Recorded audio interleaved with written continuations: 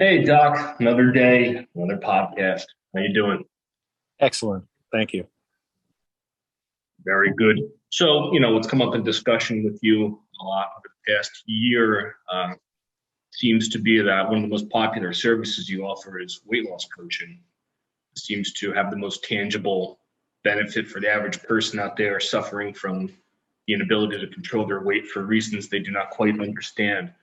Hmm. So, with that being said, I know that you could talk about this topic for hours, but perhaps we can narrow down one or two small things that a person can do right now to improve their situation. Most definitely. I mean, there is obviously a lot of complicated issues associated with each individual's problems associated with weight gain, but the vast majority of people right now enter into an area where they've consumed too many carbohydrates, typically refined carbohydrates, the breads, the pastas, the sugars, things of that nature. Big factor. And that's created an issue associated with insulin resistance. Now, what happens essentially is the more of those things that you eat, the more resistant your body is to release the fat to be burned, because the aspect of insulin is basically to take sugar and to bring it into the cell. But when you have too much of it, it basically turns into a storage aspect of fat. And then the body continues to pump out more and more of that insulin, and the has a tendency to not utilize the sugar appropriately and convert it to more fat. So it becomes a circle over and over and over again. And people wind up trying to starve themselves to reduce their body weight. And it doesn't work because you got to feed the body. It's like a locomotive engine. If you don't feed it going back to the days when engines ran on coal, being the source of fuel, then it just doesn't work. So you got to get your metabolism up. And that's another factor that happens with people, specifically as they age. And that can start, believe it or not, I've seen it now happening with people in their 20s because um, stress in all various forms, especially with food, but emotional stress drives up a hormone called cortisol. And cortisol is one of the three hormones that puts fat onto the body. That insulin, which we just talked about, the insulin resistance factor, and then last but not least, estrogen. And there are even certain foods that are more estrogenically based, like things like broccoli, a cruciferous vegetable. It's pretty healthy for you for the most part. However, it produces a higher level of estrogen in the body, which retains fat in the body. So if I tell people in general, there's three things right now that need to be done. And the first of the three food groups to watch and avoid. You want to lose some weight. The first thing I would recommend is to avoid and reduce the amount of refined carbohydrates in your diet. Eat more complex carbs, meaning vegetables, and vegetables being green vegetables, things of that nature, colored vegetables. Stay away from the starchy vegetables like potatoes, especially, and certain types of squash, believe it or not, have a higher component of starch in their uh, makeup.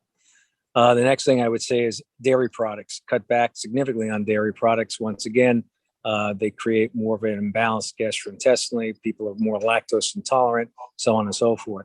And getting back to that issue associated with carbohydrates, many people now have an issue associated with non-celiac gluten sensitivity, which is a big factor. The gluten is that gooey kind of stuff that holds, it's a protein source that kind of holds the proteins together.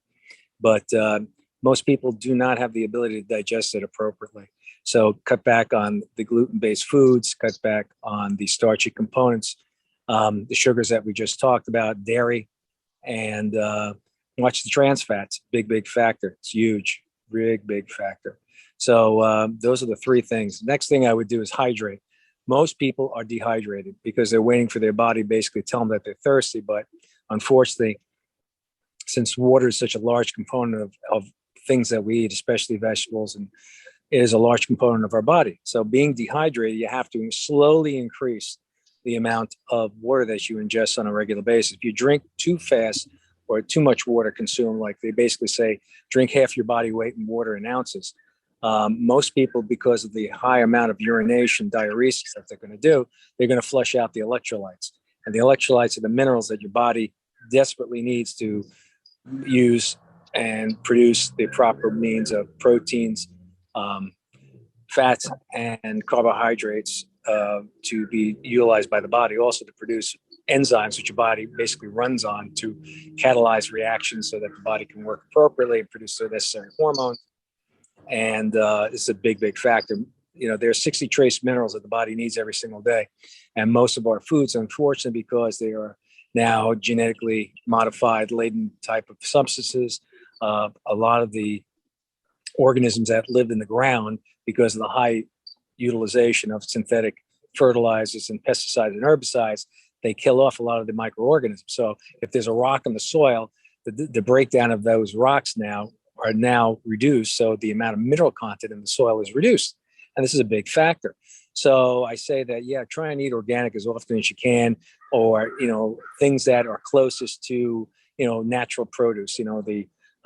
Believe it or not, you're probably better off buying a lot of these things like the farmer's market, things of that nature, to get the higher content, mineral content in the food that you're consuming.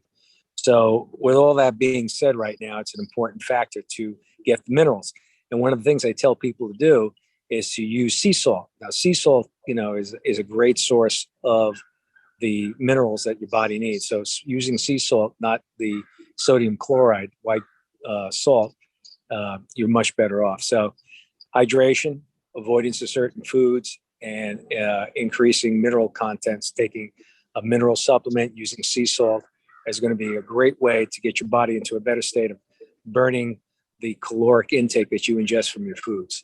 And that'll get you on the road to starting to help you get to a better state of controlling your weight, managing your weight, and reducing some of it too.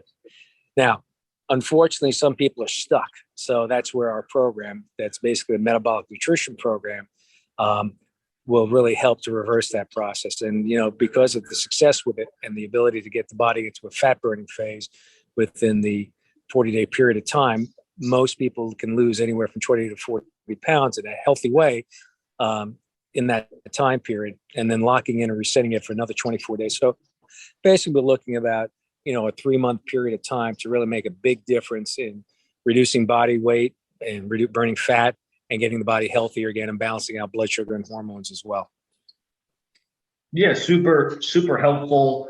I think very clean cut and to the point. For those listening, we had an extended interview podcast with Tara, who had successfully completed your program, and her aha moment in working with you was the removal of artificial sweeteners and other processed huge factor, goods. definitely. Yep. Most definitely. Yeah. Unfortunately, even things that are healthy for you, like honey, has once again high concentration of sugars. Also, the same thing associated with even agave, but definitely safer and better sources of sugar to utilize, and even also pure cane sugar versus the high fructose corn syrup. That's a big factor. It seems to be into every food product that's out there, especially those that are processed. So you want to avoid those things that are high in content. And also, when you look at a package, anything that has an oats, dextrose, maltose, sucrose, anything that has high fructose corn syrup, any of the saccharides, so on and so forth, are all just different names for sugar. And the higher it is on the scale, when you're looking at the foods that you're consuming, if it's something that's being, you're buying off the shelf, you're going to know that's got a higher sugar content, and you want to avoid those things. Duly noted. And, I would say that the amount of sugar in various goods, especially those that use the various fructose syrups, is extremely deceptive. For example, if you buy a bottle of ketchup, the serving amount of 2 tablespoons has something ridiculous, like 30 grams of sugar, I think, from that. Yeah, condensed. You're right. Yep, you're very right with that. You got to really become a conscientious consumer and look at the things that you're doing on a day-to-day basis. And then you realize by extracting some of those things, you're going to find that you're going to wind up cutting back on the sugar content in your diet on a day-to-day basis, because that's one of the key factors and the obesity issue associated with people. And as we know, that there's so many diseases linked to obesity, starting with the major ones that are heart disease, cancer, 16 forms of cancer associated with obesity. And then, of course, the type 2 diabetes, which, as we've seen over the course of the last year and a half with the lockdown, people really eating a lot of processed and, bagged foods, things of that nature. There's been a higher incidence of both pre-diabetic, which eventually leads to type 2 diabetes, as well as the type 2 diabetes forming. So that's been one of the biggest health crises associated with COVID, even more so, I think, than the actual virus itself and how it's affected the body. And if you're concerned about staying healthy, these are the things you want to utilize right from the get-go. Change your diet, you build a greater resistance to the ability of things that can affect you. Let's just put it that way. Duly noted and very well said. I also noticed since moving down south that a lot of random goods that you wouldn't think have added sugar. So let's say that right in the label, added sugar to something as innocuous as beans. What beans need added sugar, and yet there they are. And this is true of many. And the high starch content in beans also. I mean, legumes, obviously, a lot of them can be healthy for you, but if you could take something out of a can, one of the things I tell people is that take it and rinse them in a strainer, get all that starchy goo that's in there and get rid of it, and then try and get it clean. Best thing to do is just get the dry beans themselves and then let them saturate in water, flush them out, flush them out, flush them out. And you could use those as a healthy nutrition source. Also, watch the consumption of those things, because once again, high starch content, even though they are laden with protein and other minerals and things of that nature, you want to watch the amount of beans that you consume. And also, too, I think that concept of processed poison off the shelf, something that blew my mind is how incredibly unhealthy the cheaper cooking oils, such as canola oil. Oh yeah, bad news. Yeah, corn oil, canola oil, soybean oil, bad news. Vegetable oil, bad stuff, all in general. Bottom line is that you want to utilize the healthy fats. The healthy fats, once again, being olive oil. Red palm is pretty good. Using the healthy things like a Kerrygold butter, and they are all these things are high in omega-3 fatty acids, low omega-6, which is an important ratio to take into consideration too.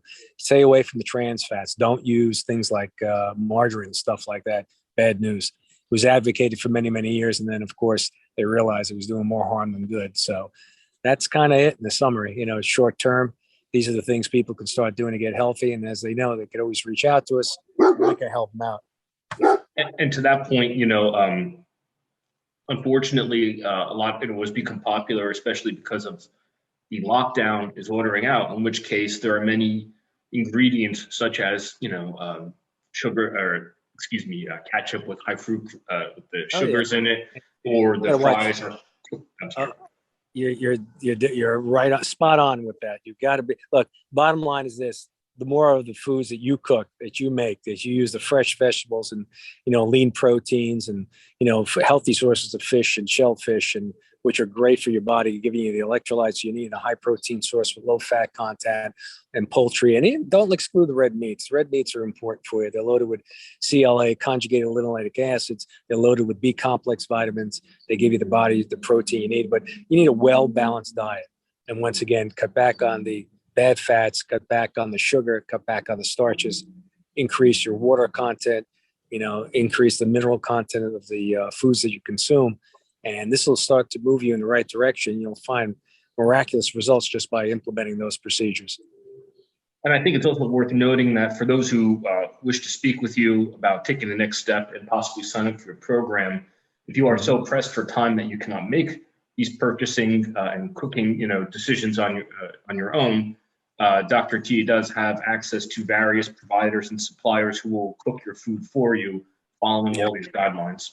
Right. And that's a big key factor. We find that, time and the stress associated with life becomes a big issue. So if you can't make the time to do it for yourself, we do recommend some people that are out there that can really be of great benefit. And, they're affiliated with us, meaning that we recommend them because we know the work that they do, but we don't have any business relationship with them. I don't make any money from it, but we recommend them because they help our patients, reach their goals to be healthier people. Amazing. So these are the things that they could tap into when they give us a call, and we offer a consultation over the phone if they'd like to chat a little bit more, but they definitely should go to the website.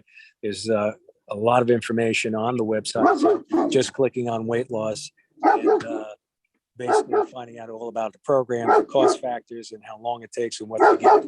So I think the dog is letting us know that it's time to wrap this up. Yeah. But all right, said, real quick, link is in the bio for TeferiWellness.com, and the number to call is 201-773-0909. Once again, TeferiWellness.com will bring you to the website, and you'll get all the information you need. Great. So we look forward to hearing from you to help you out. Great, Doc. Thanks for coming on. Thank you so much again. Be well.